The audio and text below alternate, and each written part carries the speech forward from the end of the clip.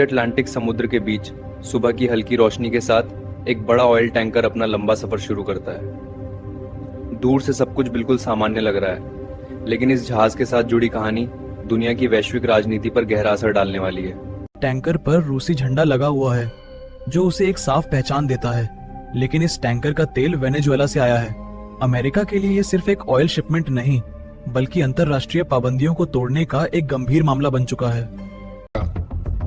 Washington के intelligence centres में इस टैंकर पर कई हफ्तों से गहरी नजर रखी जा रही है। हर रूट चेंज, हर सिग्नल मूवमेंट एनालिस्ट्स को इस बात का इशारा देता है कि कुछ सही नहीं चल रहा। अमेरिका जानता है कि बिना कानूनी प्रोसेस के एक्शन लेना दुनिया भर में टेंशन पैदा कर सकता है। इसीलिए पहले यूएस कोर्ट से टैंकर को सीज करने का लीगल ऑर्डर हासिल किया जाता है, ताकि हर कदम कानून के दायरे में रहे। लीगल ऑर्डर मिलते ही यूएस नेवी और कोस्ट गार्ड अपनी तैयारी शुरू कर देते हैं। संपूर्ण बेड़ा सटीक तालमेल में आगे बढ़ता है। समुद्र पर एक डिसिप्लिन्ड और ध्यान से योजनाबद्ध ऑपरेशन धीरे धीरे आगे बढ़ने लगता है, जहां हर शिप की अपनी एक भूमिका। टैंकर रुकने से इनकार कर देता है और अपनी स्पीड बढ़ा लेता है। क्रू जानता है कि आगे क्या होने वाला है और अब सिचुएशन सिर्फ ट्रैकिंग तक सीमित नहीं रहती, बल्कि एक रिस्की चेस में बदल चुकी होती है। इस ऑपरेशन में अमेरिका के साथ ब्रिटेन भी शामिल होता है।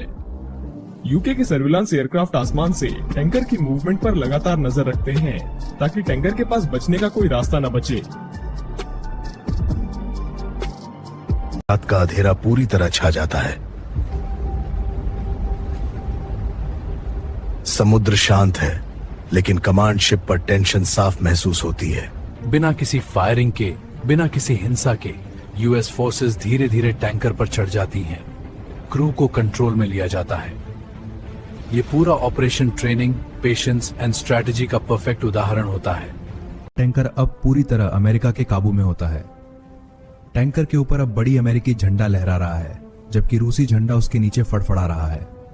समुद्र फिर से शांत लगने लगता है, लेकिन दुनिया भर में इस एक्शन की खबर फैल चुकी होती है। जैसे ही टैंकर सीज होता है, खबर पूरी दुनिया में फैल जाती है। न्यूज चैनल इसे ब्रेकिंग न्यूज बना देते हैं। समुद्र के बीच हुई ये एक्शन अब ग्लोबल हेडलाइन बन चुकी होती है।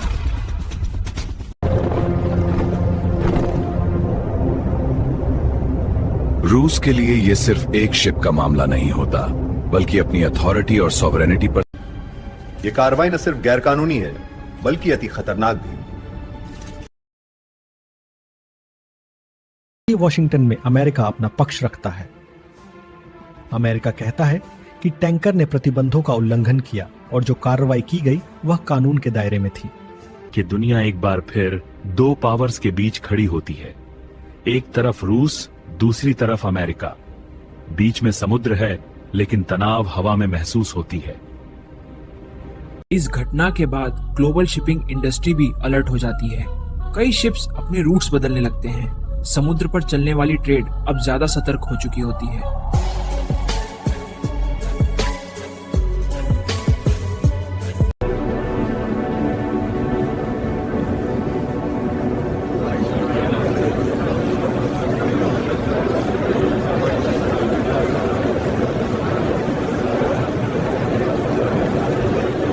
रूस अपनी नेवल प्रेजेंस दिखाता है।